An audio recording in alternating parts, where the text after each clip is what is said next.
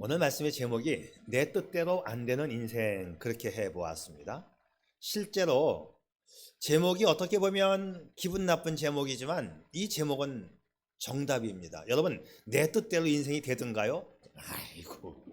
아이고 웃기는 소리죠. 안 됩니다. 자, 왜 그랬냐 하면 12월 달 첫 번째 주일이잖아요. 또 한 해를 돌아보면서 과연 내가 한 해 처음 시작할 때 내가 마음 먹은 대로 계획한 대로 한 해 잘 이루어졌는가 돌아보면 내 계획과 야망과 꿈이 그대로 이루어지지 않았습니다. 혹 여러분 가운데서 내가 처음에 1월 달에 계획한 대로 다 이루어졌습니다 하시는 분은 고개 한번 끄덕거려 줘 보세요. 예, 웃음만 나올 겁니다. 자, 인생이 뜻대로 안 됩니다. 뜻대로 안 되는 게 맞습니다. 만약에 모든 사람이 계획한 대로 인생이 다 이루어진다면 세상은 너무 혼란스러워요. 다 1등 해야 돼. 다 몸짱, 얼짱, 다 성공해야 돼. 안 돼요. 그래서 하나님께서 우리 인생들에게 살아가는 삶의 틀을 만들어 주셨어요. 그 틀 안에 들어와야 어느 정도 성취가 되는 것이지, 그 틀은 벗어나고 내가 내 인생을 내 마음대로 되고 싶은 대로 계획하고 있지만 그게 되느냐? 안 됩니다. 자, 그럼에도 불구하고 우리가 계획한 대로 마음대로 뜻대로 되지 않는 것 때문에 또한 슬퍼할 때도 있지요. 중요한 것이 뭐냐 하면 내 뜻대로 안 되는구나, 이걸 깨달았다면 여러분, 하나님의 뜻 안에서 인생을 살아갈 수 있기를 바랍니다. 하나님의 뜻이 뭐예요? 그게 성경 말씀대로 살아가는 것입니다. 여러분, 잠언에 우리가 알고 있는 이런 말씀이 있지요. 사람이 마음으로 자기의 길을 계획할지라도 그의 걸음을 인도하시는 분은 하나님이시니라. 아멘. 여러분, 서울 시민 전체가 한꺼번에 소리 지르면 그게 뭔지 아세요? 천만의 말씀이에요. 서울 시민이 천만이기 때문에 서울 시민 전체가 한꺼번에 말을 하면 천만의 말씀이지요. 내 인생 내 마음대로 안 된다? 천만의 말씀이에요. 네. 자, 이것이 인생입니다. 내가 내 인생을 계획하고 내가 성취한다고요? 무슨 말씀? 천만의 말씀. 자, 2022년도 이제 한 달도 채 남지 않았습니다. 여러분, 2022년도를 잘 정리하고 2023년도를 어떻게 살아가야 할지 또 계획할 시기가 왔습니다. 어떻게 살아야 할까? 어떻게 계획해야 할까? 그렇다고 우리가 계획하지 말라는 이야기가 아니에요. 제가 지금 하나님의 뜻을 벗어나서 내 마음대로 하는 것은 안 된다, 그 말씀을 제가 드리고 있습니다. 야고보서 4장을 우리가 읽었는데 오늘 말씀에 보게 되면 어떤 사람이 멋진 인생 계획을 세워요. 4장 13절부터 17절까지 자, 제가 조금 다시 읽어볼게. 잘 들어보세요. 화면은 안 띄우겠습니다. 들어보세요, 여러분. 너희 중에 말하기를 어떤 사람이 오늘이나 내일이나 어떤 도시에 가서 거기서 1년을 머물며 장사하여 이익을 보리라. 그런데 내일 일을 너희가 알지 못하는도다. 어떤 사람이 어떤 동네에 가서 장사를 해갖고 돈을 많이 벌겠다. 근데 잘 들어보시오. 내일 일은 너희가 알 수 없다. 이것이 오늘의 말씀 아닙니까? 야고보 사도는 야고보서 4장 전체를 통해서 세상 살아가는 방법을 말씀해 주어요. 특별히 이 세상에 대해서 집착하지 말 것을 말씀해 주고 있습니다. 왜냐하면 이런 삶의 태도는 우리 그리스도인의 태도가 아니기 때문에. 오늘 성경 말씀은요, 한 가지 주제를 주고 있는데 그 주제가 너무나 분명합니다. 자, 오늘 말씀이 주는 주제가 뭐냐? 교만한 마음을 버리고 하나님 앞에서 겸손하라, 이겁니다. 교만이 뭐냐? 교만은 요즘 수요 예배 때 제가 교만을 설교하고 있는데요, 내가 하나님처럼 생각하는 게 그게 교만이에요. 아이고, 내가 무슨 하나님처럼 생각합니까? 라고 말하지만 그게, 자, 쉽게 말하면 하나님은 사람을 평가할 수가 있고 하나님은 모든 사람과 세상을 계획하고 인도해 가시는 분이 하나님이에요. 근데 내가 다른 사람을 김 집사는 틀렸어, 박 집사는 못돼 처먹었어, 이렇게 평가하면 그게 하나님 된 거예요. 왜? 내가 왜 김집사와 박집사를 평가합니까? 내가 누군데? 하나님은 창조자이기 때문에 김집사와 박집사와 장집사를 평가할 수 있지만 나는 평가할 수 없는 거예요. 그래서 내가 하나님 자리에 올라서 앉아 있으면 그 사람은 교만해진다 이 말이죠. 오늘 성경은요, 이 세상을 살되 교만을 버리고 하나님 앞에서 겸손하라, 이 말씀을 먼저 주셨어요. 근데 우리가 지금 읽지는 않았습니다. 오늘 13절부터 읽었는데 그 앞에 있는 11절과 12절에 보게 되면 겸손하라, 겸손하라, 겸손하라 이 말씀을 주셨어요. 다른 사람을 판단하고 비방하는 것은 죄다. 그리고 이제 13절 오늘 말씀부터 하나님의 뜻 안에서 세상을 살아가야지 네가 계획한다고 인생이 되느냐, 그 말씀이 오늘의 본문의 말씀이에요. 자, 하나님이 안 계신 것처럼 내 인생 모든 것을 내가 계획하고 사는 삶에 대해서 우리 하나님이 경고를 주십니다. 오늘 본문을 보게 되면 자, 어떤 사람이 인생 계획을 짜요. 근데 그 사람이 인생 계획 짠 거는 어떻게 보면 아무런 문제가 없어 보입니다. 어떤 도시에 가서 이렇게 시작을 해요.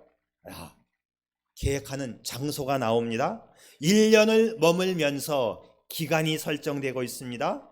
장사를 하여 돈을 버는 방법을 말해주고 있습니다. 이익을 보리라 목적까지 나와 있죠.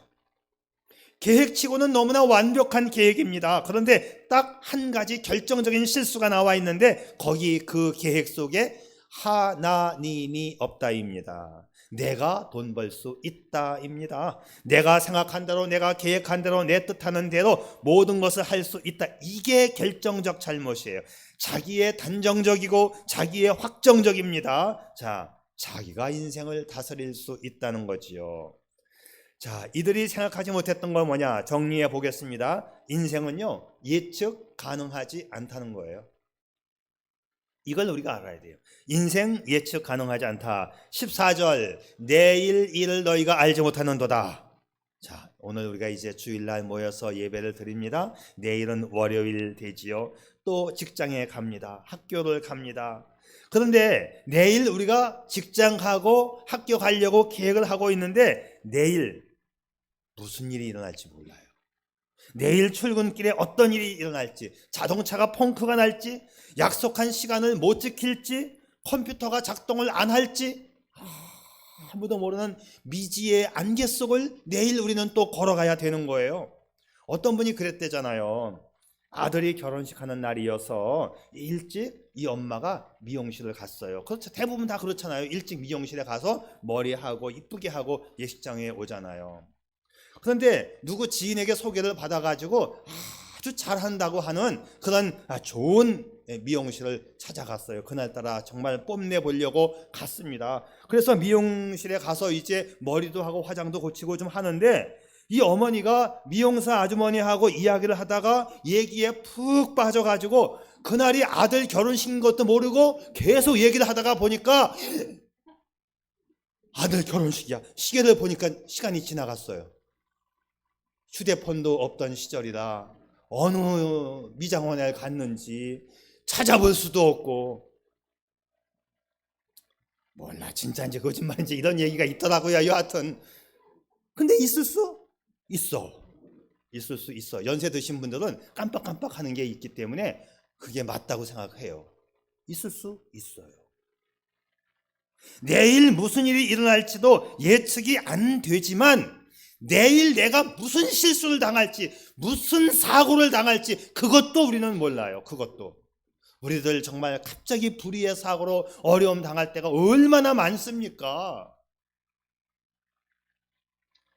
요새 제가 기도하면서 지복순 집사님의 동생이 뇌에 출혈이 일어나가지고 또 그냥 막 사경을 헤매고 난리가 났었잖아요. 내 조카 예찬이가 이제 벌써 2년이 넘었어요.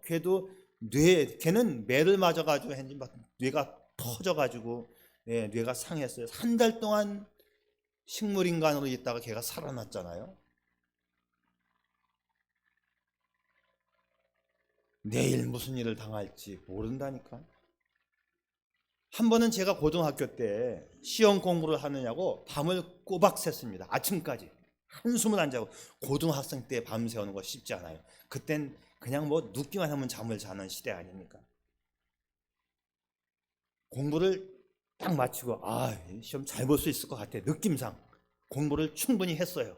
그 분량에 대한 범위를 공부를 충분히 했어요. 마음이 편안해지더라고요. 아침이 되니까. 그리고 아침밥을 먹고 깜빡 잠이 들었어요. 깜빡 잠이 들었는데 그 깜빡 잠든 시간에 꿈을 꿨어요. 꿈 내용이 뭐냐면 어젯밤에 공부한 시험 보는 꿈을 꾸고 있더라고요. 얼마나 놀랬겠어요. 아니, 꿈에 시험을 보고 있더라니까. 뻘떡 일어나서 보니까, 시계를 보니까 큰일 났어. 시험 시작이 됐어요. 택시를 잡아 타고 불이 나게 갔는데 학교 교실에 막 들어가고 나니까 시험 시간이 20분 남았어요. 그래도 어저께 밤새워 공부를 열심히 해갖고 그 20분 만에 그냥 막 있는 힘을 다해서 풀었는데 시험은 잘 봤어요. 자, 지내놓고 보니까 택시비를 날린 거 외에는 시험 결과는 좋았습니다. 근데 그날의 일이 지워지지가 않아요. 참 신기한 날입니다. 어떻게 그렇게 달콤한 잠을 자다가 꿈을 꾸었지? 그리고 그 꿈 때문에 뻘떡 일어나가지고 불이 나게 달려가서 시험을 보았지? 생각하니까 그래요. 하나님께서 꿈으로 나를 깨우신 것이 분명하다. 그리고 또 한 가지 내가 결정적으로 느끼는 바가 뭐냐 하면 나는 믿을 수가 없다죠. 하나님이 꿈을 안 주시고 나를 안 깨웠으면 그거 뭐 밤새워 공부한들 뭐해요? 끝난 거지요. 어느 것 하나 완벽한 것, 어느 것 하나 믿을 만한 것 없어요. 여러분, 우리가 일기예보 100% 믿을 수 있나요? 아이고, 그것도 안 돼. 어느 장례식장 날인데요, 일기예보에서 비가 온다고 했어요. 비가 많이 온다고 했어요. 하관 예배를 드릴 때 비가 오면 참 이게 아주 곤욕스럽습니다. 산에 올라가서 질퍽거리는 그 땅을 밟으면서 예배 인도하는 것도 그렇고 그 하관하는 것도 그렇고. 근데 참 다행히게도 비가 안 와요. 그날 하관 예배를 이제 진행하면서 장로님이 기도 순서를 맡아가지고 기도합니다. 이 장로님이 얼마나 기뻤겠어요. 하나님, 오늘 화창한 날씨를 주셔서 감사합니다. 다 하는 순간 우두두두두두 비가 쏟아지기 시작하는 거예요. 장례식 하니까 생각이 나는데요, 실제로 어느 목사님이 장례식을 인도하면서 찬송을 잘못 부른 적이 있어요. 어떻게 잘못 부르냐? 아니, 목사님의 찬송가를 틀릴 수가 있죠. 찬송가 가사하고 곡을 다르게 갖다 붙이는 거, 그런 경우 있을 수 있을까요? 첫 소절이 똑같으면 이 곡인가 보다 하고 잘못 갖다 붙이는 거죠. 예를 들면 이 곡입니다. 예수가 거느리시니 즐겁고, 이거 우리는 뭐 익숙하게 잘 알죠. 예수가 거느리시니 즐겁고 평안하구나. 근데 다른 곡에 비슷한 가사가 있어요. 예수가 함께 계시니 시험이 오나 겁없네. 예수가 함께 계시니, 예수가 거느리시니. 그래서 이거를 바꿔서 부른 겁니다. 그러니까는 한번 불러볼게요. 제가 이 글자 적어갖고 왔네. 예수가 거느리시니 즐겁고 평안하구나. 주야의 자고 깨는 곳 예수가 거느리시네. 근데 첫 소절까지는 글자 수가 딱딱딱 맞아가지고 괜찮아, 그냥 이상한 것 같은데 되잖아. 이게 우리가 워낙 그냥 찬송가에 익숙하니까 첫 소절만 하면 쫙 따라가는 거 아닙니까? 이게 후렴에 와갖고 이게 이제 이상해지기 시작해요. 이제 날마다 주를 섬기며, 이 곡인데 주날 항상 돌보시고 날 친히 거느리시네. 이제 막 엉망진창이 되고 막 이상해지기 시작하는 거예요. 주날 항상 돌보시고.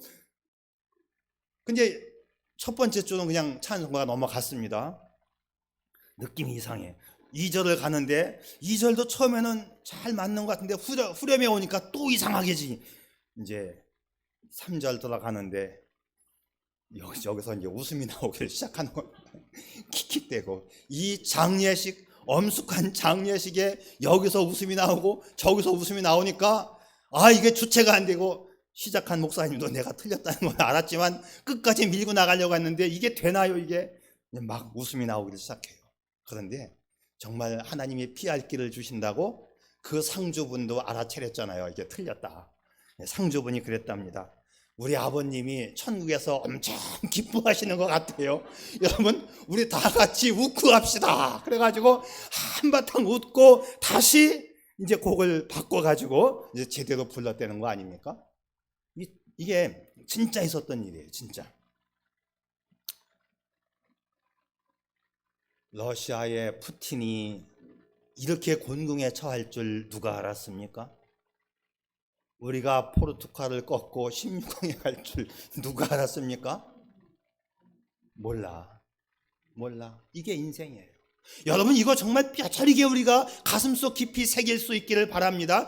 내 방식과 내 뜻과 내 계획대로 내일 어떤 일이 일어날 거라고 내가 예측할 수도 없고 되지 않는 것이 우리의 인생이라. 자, 다시 한번 잠언의 말씀을 볼까요? 너는 내일 일을 자랑하지 말라. 하루 동안에 무슨 일이 일어날는지 내가 알 수 없음이니라.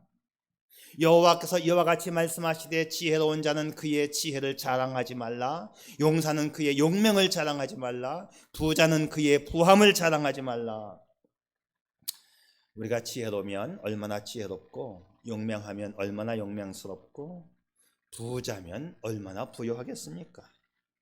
그래서 우리는 전능하신 하나님께 물어보면서 우리 인생길을 가야 합니다. 여기 우리의 인생이 보장되지 않는 그 두 번째 이유는 우리 인생은 한계가 있다. 성경은 이렇게 말합니다. 너희는 잠깐 보이다가 없어지는 안개니라. 자, 영어 번역을 보니까 이 안개를 또 어떤 성경은 이렇게 번역을 했는데, 한 모금의 담배 연기 같으니라, 이렇게 번역을 했더라고요. 우리는 담배 안 피지만 담배를 먹고 뿜어내면 연기가 조금 있다가 다 없어져 버려요. 이게 인생이라는 거죠. 우리가 얼마나 많이 실망합니까? 어제까지 같이 있던 사람이 갑자기 세상을 떠나는 게 어디 있어요? 평균 연령이 83점 몇 세라고 하지만 우리가 다 그렇게 살지도 못하고 더 빨리 가시는 분들도 많이 있습니다. 우리가 똑똑한 것 같지만 감기 하나도 다 정복하지 못했어요. 감기의 사촌형인 코로나가 오니까 우리는 얼마나 지금 곤욕을 치르고 있습니까? 인간이 얼마나 약한 존재입니까? 인류 역사와 함께 감기는 존재해 왔는데 100년 전에 있었던 감기는 지금도 있어요. 근데 또 중요한 건 뭐냐? 그 똑똑한 인간이 감기약 하나도 만들지 못한다는 거죠. 사실은 감기약이 아니라 내가 감기를 느끼지 못하도록 증상을 눌러주는 약이에요. 솔직히 말하면 눌러주는 약. 그래서 감기약을 먹으면 좀 열 나는 걸 좀 눌러주고 몸살 나는 걸 조금 눌러주니까 살만하다 느끼는 거죠. 살만하다 느끼면서 이제 바이러스가 나가야 그게 진짜 낫는 거예요. 근데 완벽하게 요거 딱 먹으면 감기가 딱 떨어진다, 그런 약은 아직까지 없어요. 증상을 눌러주는 약이에요. 통증을 덜 느끼게 해주는 거지요. 그래서 우리가 뭐 백신 맞고 와가지고 아스피린 먹고 무슨 뭐 진통제 먹고 해열제 그러는 거잖아요. 그냥 그게 진통제, 해열제 이런 게 다 만병통치약입니다. 그냥 모든 약에 다 들어가요. 모든 약에. 그것만 먹으면 난 것처럼 느껴져요. 사실은 안 난 건데. 인간이 얼마나 약한 존재입니까? 똑똑한 것 같지만 똑똑한 게 별로 없어요. 나이가 들면 흰머리 나오고 머리가 빠집니다. 어쩔 수 없어요. 우리 얼굴에 검버섯 생겨요. 어쩔 수 없어요. 저는 아직도 제 얼굴이 하얀 줄 알았는데 백내장 수술하고 맑은 눈으로 이렇게 보니까 얼굴에 왜 이렇게 검버섯이 많은지, 제 아내 보고 나 이거 좀 지워야 되겠어. 왜 이렇게 잘 보여? 양이 막 지난주였나? 제가 청년 때 다니던 교회에서 그 총동원 주일 갖기 전에 이제 그 교회 출신들 목회자, 또 그 교회 출신들 뭐 이렇게 좀 이름 있는 분들을 이제 모아서 만나자. 그래서 제가 갔다 왔어요. 중학교 때부터 청년 군대 갈 때까지 있었던 교회인데 이제 갔는데 출신들 목사님들도 굉장히 많더라고요. 그런데 뭐 중학교 때 봤던 뭐 친구들 뭐 또 여자 친구들은 이제 권사님이 됐고 뭐 다 이렇게 됐는데 나는 딱 이렇게 보니까는 아 쟤는 성이구나 쟤는 철호구나 다 알겠는데 걔네들은 나를 모르더라고요. 그래서 참 이렇게 모를 수가 있나. 근데 이제 성이라는 애가 그 다음날 전화가 왔어. 저보다 나이 한 살 적은 친구인데 오빠 미안해 미안해. 아 그냥 이대환 목사님보다 오빠가 더 좋다. 옛날식으로. 아 오빠 어렸을 때 얼굴 무지무지 하였었거든. 예, 예. 그래 나 얼굴 하얗고 그냥 오빠 어렸을 때 참 얌전하고 착하고 그냥 열심히 교회만 나왔어. 그 정도 생각했으면 나를 정확하게 기억하는 거야. 어저께는 몰랐는데 하루 지나니까 대환이 오빠가 얼굴 하얗고 착하고 그냥 교회만 열심히 나왔던 오빠로 기억이 되더래. 그 정도 기억이면 맞는 것 같다. 맞다. 응. 네 그래요. 얼굴에 검버섯 끼고 얼굴에 주름살 끼니까 오랜만에 만나니까 서로 못 알아봐요. 어렸을 때 그렇게 열심히 교회 다니고 친구했던 친구들. 네. 인간의 한계성이 있다는 거예요. 예측 불가능한 인생이라고 하는 거지요. 그래서 우리는 주님 앞에 물어보면서 주님 앞에 지혜를 구하면서 살아가야 하는 것이 우리의 인생입니다. 자, 오늘 우리에게 주시는 삶의 원리가 또 있습니다. 그래서 우리는 하나님의 뜻을 무시할 수 없다는 거지요. 15절 16절 너희가 도리어 말하기를 주의 뜻이면 우리가 살기도 하고 이것이나 저것을 하리라 할 것이거늘 이제도 너희가 허탄한 자랑을 하니 그러한 자랑은 다 악한 것이라. 사는 것도 주의 뜻이고 죽는 것도 주의 뜻입니다.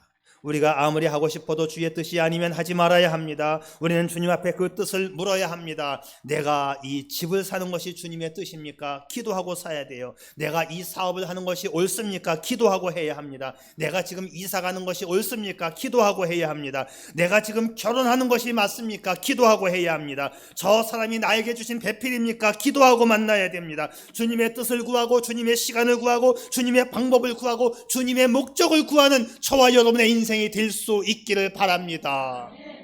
우리가 안 되잖아요. 주님의 뜻대로 사는 삶에 진정한 자유가 있고 평강이 있기 때문이지요. 하늘을 나는 새는 공중에서만 자연스럽습니다. 물고기는 물속에 있을 때에만 자연스러워요. 마찬가지로 하나님의 사람은 하나님 안에 하나님의 말씀 안에 하나님의 뜻을 물으며 살아갈 때에만 자연스러운 존재입니다. 근데 사람들이 계속해서 너무나 교만해서 하나님의 자리에 앉으려고 하고 하나님의 뜻을 묵살하려고 하고 하나님의 뜻을 벗어나려고 해요. 내가 할 수 있다는 거지요. 안 됩니다. 인간의 진정한 행복과 자유는 하나님의 뜻 가운데 하나님의 법칙 가운데 그 안에 있을 때 가장 자연스럽고 가장 행복하고 가장 평안을 누릴 수가 있습니다. 그래서 우리 인생 절정에 하나님의 뜻을 기초로 하며 살면 거기 인생에 자유함이 있고 평안함이 있어요. 여러분 다시 한번 기억하세요. 하나님의 뜻을 따르지 않는 것은 그게 교만입니다. 자, 이제 16절 말씀 다시 한번 보는데요. 이렇게 되어 있잖아요. 이제도 너희가 허탄한 자랑을 자랑하는데 그런 자랑은 다 악한 것이니라. 자기 힘, 자기의 자신감 다 악한 거라는 거죠. 허탄한 자랑이라는 것은 무슨 뜻이냐면 속에 공기만 잔뜩 들어있는 풍선 같은 거다. 허풍쟁이 이런 표현 쓰잖아요. 어느 날 펑 하고 풍선이 터지면 아무것도 없는 거 그게 인생의 결말이라고 하는 거지요. 우리는 마치 우리의 삶의 노선과 내 삶의 목적과 내 삶의 성취가 내 손 안에 있는 것처럼 주제넘게 생각합니다. 여러분 내 삶을 내 마음대로 이끌지 못해요. 예전에 나폴레옹이 러시아 침공을 앞두고 있을 때 충성스러운 신하가 이렇게 조심스럽게 말을 했답니다. 폐하, 정말 러시아를 칠 겁니까? 그래, 나는 친다. 폐하, 이번만은 패하여 주소서. 이번 계획은 거두어 주소서. 이 계획을 거두지 않으면 패할 수 있습니다. 제발 패하여 주십시오. 사람이 계획을 세우지만 성취하는 분은 하나님이십니다. 그랬더니 나폴레옹이 나는 계획도 세우고 성취도 한다. 우리가 잘 아는 대로 러시아 침공이 나폴레옹 생애의 가장 몰락의 시간이었습니다. 그는 나중에 세인트 헬레나 섬에 유배되어서 그렇게 인생의 한계와 외로움을 느끼면서 마지막 생을 보냈다는 거 아닙니까? 우리 인생 한계가 있다는 것을 깨달아야 합니다. 우리의 한계를 깨닫고 우리의 그 자랑, 그 인간의 자랑을 하지 않아야 합니다. 나는 건강에 자신 있다고 말하는 사람들 간혹 보는데 정말 건강에 자신이 있을까요? 건강에 자신 있다고 말하는 자체가 웃기는 거죠. 안 됩니다. 안 돼요. 여러분, 하나님 앞에서 겸손한 게 최고입니다. 자랑하지 마세요. 학식 있는 것, 건강한 것, 주머니에 돈 조금 있는 것, 하나님이 후 하면 풍선이 뻥 터지는 것처럼 날아갑니다. 여러분, 그래서 자신감으로 살지 말고 주신감으로 살아야 돼요. 자신감은 자기를 믿는 게 자신감이에요. 주신감은 주님을 믿는 그 믿음이 주신감이에요. 자, 이것이 하나님의 뜻대로 사는 인생입니다. 이제 마지막입니다. 하나님의 뜻대로 살지 않으면 성경은 다 죄라고 말하고 있어요. 이것이 야고보 사도의 결론. 그러므로 사람이 선을 행할 줄 알고도 행치 아니하면 죄니라. 알고도 행치 아니하면 죄니라. 마땅히 모든 일에 있어서 인생 계획이나 사업 구상이나 모든 인생살이에 주님의 뜻을 구해야 하는 걸 알면서도 그렇게 하지 아니하면 죄라. 선을 행할 줄 알고도 행하지 않으면 했는데 이 선이 뭐예요? 이게 옳은 일, 이게 하나님의 뜻. 옳은 일, 하나님의 뜻대로 살지 않는 것은 다 죄다. 그래서 우리는 매일매일 하나님의 뜻을 구하고 매일매일 선하게 살아가야 되는 것입니다. 내 의지로 안 하는 것이 뭔지 잘 파악을 해서 오늘도 내가 하나님 앞에 구하면서 기도하면서 살아가야지요. 하나님이 빠진 내 삶의 중심은 다 인정받지 못하는 잘못된 계획들입니다. 인정받지 못하면 이루어지지도 않을 것이고 축복도 없을 거예요. 그래서 여러분, 우리가 행동하거나 말할 때에 몇 가지 질문을 한번 해보세요. 이것이 내 삶을 영적으로 성숙되게 하고 복되게 하는 일일까? 내가 하고자 하는 그 일과 내 삶의 태도가 하나님 앞에 진정 인정받는 일인가 질문을 던져보세요. 내가 하고자 하는 내 말, 내 행동, 내 계획이 도덕적으로 탁월한 것인가? 이것이 칭찬 들을 만한 일인가? 하나님의 교회에서 성도를 위하고 교회를 위하는 일인가? 여러분, 우리가 내 주장대로 내 말하는 습관대로 그렇게 살아가면 안 됩니다. 매일 하나님의 뜻을 생각하면서 조심 또 걸르고 하나님의 뜻을 또 생각 그렇게 해서 말하고 그렇게 해서 계획하고 그렇게 해서 살아가야 되는 거예요. 그냥 막 살면 내가 평상시에 하던 말이 막 나와요. 이 말이 참 무서운데 말이 다분히 습관인 거 여러분 아세요? 그래서 그 사람이 말하는 거 한마디만 들어보면 그가 어떤 사람인지 알 수 있는 것은요, 그 사람의 인격을 우리가 파악할 수 있는 것은 말이 습관이기 때문에 그렇습니다. 제가 미국에 있을 때 고등학생 2명을 데리고 있었잖아요. 이제 현지인 가이드원 역할을 했어요. 현지 부모. 이제 부모님이 한국에 있으니까 유학하는 고등학생 아이들 문제가 생기면 제가 가서 부모 역할을 해주는 거예요. 2아이를 맡고 있었는데 봄방학 때 우리 집에 오면 이 2아이가 확연히 차이가 나요. 한 녀석은 아주 인품이 괜찮아요. 야, 이 아이는 정말 부모님의 교육을 참 잘 받았구나. 애가 괜찮다. 근데 이 아이는 많이 부족해. 2%가 아니라 많이 부족해. 얘는 안 되겠는데, 뭘 고쳐줘야 되겠는데 하는 마음이 들 만큼 남의 자식인데 얘는 정말 괜찮고 얘는 정말 안 돼요. 뭐가 안 되냐? 말이. 아니, 목사님네 집에 봄방학이 돼서 왔으면 조심스러워야 될 거 아니에요? 남의 집에 오면 행동도 양말 벗어갖고 휙 집어던져서 그냥 양말이 소파 밑에 기어 들어가 있으면 헝구야 양말 갖고 와라면 내 양말 어딨지? 한 친구는 양말을 벗어가지고 미안해서 사모님 이 양말 제가 빠르려고 하는데요. 자기가 빠르려고. 그 고등학생이 그런 말 하니 얼마나 이뻐요. 한 아이는 뭐 빠는 게 뭐야. 어디에 벗었는지도 몰라요. 얘는 그냥 지 마음대로. 행동도 그런데 말도. 이게 참 목사인 내가 흉내를 낼 수가 없어. 그 말을. 그냥 왜 욕을 섞어서 하는 거 있죠. 그냥 툭 하면 욕이 나와. 그냥 보통 말도 그냥 욕을 섞어서 말해 그냥. 근데 이게 얼마나 듣기가 이게 안 좋은지. 그래서 이건 내가 고쳐줘야 되겠다. 행동 그런 거야 뭐 어쩔 수 없지만 이 말만큼은 내가 고쳐줘야 되겠다. 계속 욕을 달고 살아요. 자기는 욕하는 줄도 몰라. 그래서 헌구에게 이랬어요. 헌구야, 너 엄마 아빠가 이렇게 고등학교에 유학까지 보내면 너 돈을 얼마나 많이 쓰는 거 알지? 알죠. 좋은 학교 다니고 있어요. 사립학교 좋은 데 다니고 있었어요. 돈을 펑펑 들여가지고 유학을 왔는데, 그래 너 많은 돈을 쓰면서 유학을 하고 있는데 너 참 공부는 잘하는 것 같고 다 좋은데 너 말하는 습관 속에 욕하고 있는 거 아니? 네, 알죠. 알긴 알더라고요. 근데 뭐 그렇게 말한다고 얘가 안 될 것 같아서 내가 흉내를 내줬습니다. 이 흉내를 내가 내야 되나 정말? 헌구야, 네가 만약에 공부를 잘해가지고 박사학위를 받아가지고 한국에 들어가서 네가 이제 국회의원에 출마를 하려고 했다.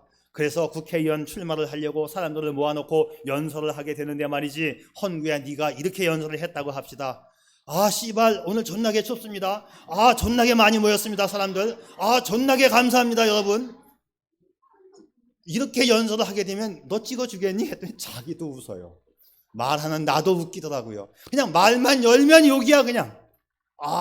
오늘 존나게 춥습니다. 추운데도 불구하고 존나게 많이 모였습니다. 이제 오늘 이제 끝. 이건 그만. 네. 얘가 그래요.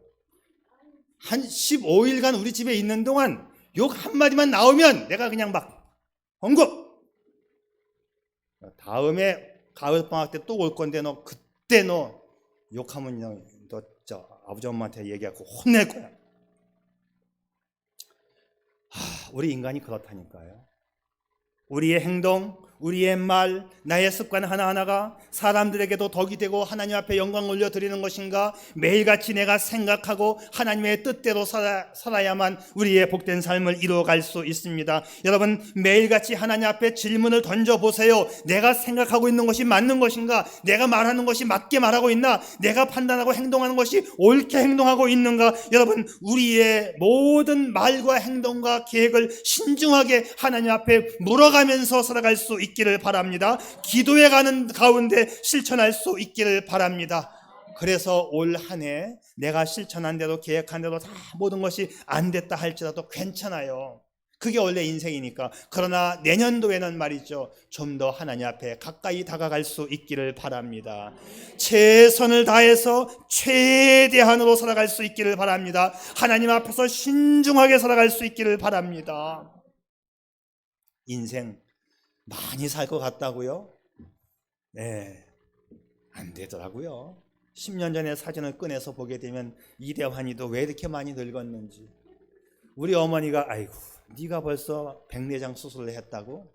엄마의 입장에서는 그게 참 마음이 아픈가 봐요. 백내장 수술할 수도 있는 거지 뭐. 당신은 허리 수술까지 했으면서. 그게 인생이지요 뭐. 어떻게 보면 너무 아낄 것도 없는 것 같아. 다 싸질머지고 가지 않으니까. 하나님이 주신 인생 안에서 하나님의 뜻대로 사는 게 가장 멋지고 행복할 것 같아. 이게 하나님 말씀입니다. 미국에서요 이런 일이 있었어요. 40대 중반 남자가 아내의 서랍을 뒤지면서 서랍 속에서 아주 이쁜 보자기에 쌓여있는 옷 한 벌을 꺼내 열어봅니다.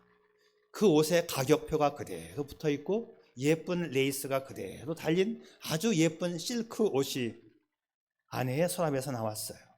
가만히 생각해 보니까 10년 전에 휴가를 갔을 때 인류 백화점에서 아내가 그렇게 좋아해서 남편이 많은 돈을 들여서 사준 아내의 옷입니다.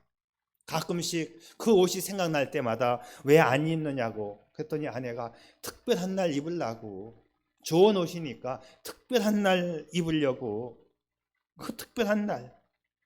오늘 이 남편은 그 옷을 보면서 오열을 합니다. 눈물을 터칩니다. 그리고 그 옷을 침대 위에 던지면서 도대체 언제가 특별한 날이야? 왜냐하면 어제 아내가 죽었기 때문이에요. 그 좋은 옷 한 번도 입어보지 못하고 특별한 날 입으려고 그렇게 싸두었던 그 옷, 그래 오늘이 특별한 날이다. 그래 오늘이 특별한 날이야. 그러면서 그 남편은 그 특별한 한 번도 입어보지 않은 옷을 가지고 장례식장으로 갑니다. 미국은 시신에게 이 수의를 입힐 때 우리는 배옷을 입히지만 미국은 평상시 자기가 입던 옷 중에서 가장 이쁜 옷을 입혀요. 그러니까 남편은 한 번도 입어보지 않은 그 옷을 가지고 장례식장으로 가서 아내에게 그 옷을 입혀주면서 그래 오늘이 특별한 날이다. 오늘이 특별한 날이야. 에휴, 바보 같으니라고.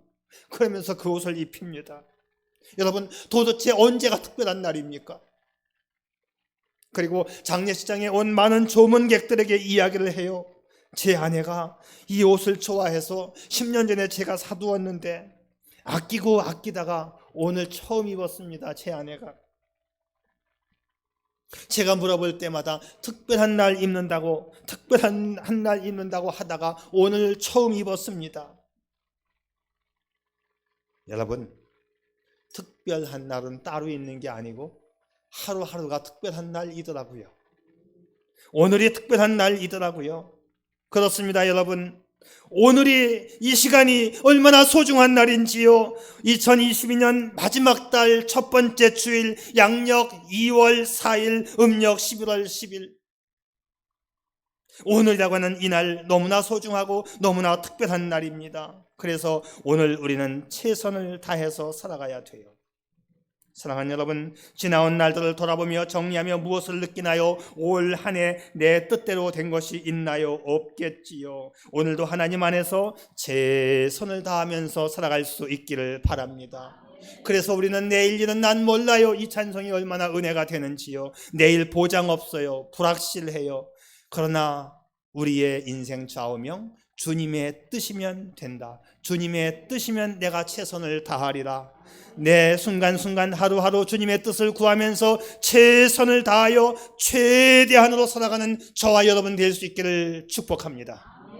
기도합니다.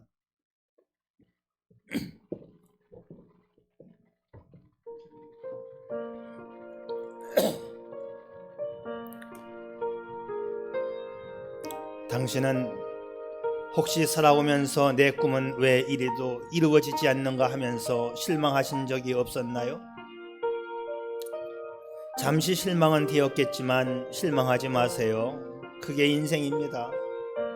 어쩌면 당신이 먼저 하나님을 섬기고 헌신하며 선을 행하기보다는 자신의 이익만을 추구하며 하나님 없는 삶을 산 것은 아닌가 생각해 보시기 바랍니다. 사랑하는 여러분, 당신이 비록 짙은 안개 속에 쌓인 공항에 착륙하는 비행기 조종사와 같이 급박하고 중요한 순간을 맞이한다 할지라도 그 짧은 순간에 하나님을 의지하여 결정과 판단을 내려야 합니다. 항상 비행기 조종사들은 자신의 감을 믿기보다는 항법 장치인 내비게이션을 믿습니다. 비행기 조종사는 주변이 아무것도 안 보이는 상황 가운데에서 계기판을 보면서 관제사의 지시를 따르면서 활주로에 안전하게 착륙을 하지요. 하나님은 당신의 내비게이션입니다. 당신을 최상의 길로 인도하실 것입니다. 오직 순수한 동기와 빈 마음으로 주님의 뜻을 따르며 최선을 다해 최대한으로 살아가는 행복한 성공자가 당신이기를 축복합니다. 아멘. 아버지 하나님, 그렇습니다. 지나온 1년간 우리 어떻게 살아왔는지 돌아보게 도와주시고 하나님 안에서 오늘 하루하루 순간 살게 해 주시옵소서. 내일 일은 어떻게 될지 모르지만 오늘 순간에 하나님 앞에 영광 돌리며 살아가는 우리의 삶, 그래 이 역사적인 하루가 모여 역사적인 우리의 인생이 되게 해 주시옵소서. 예수님의 이름으로 기도드리옵나이다. 아멘.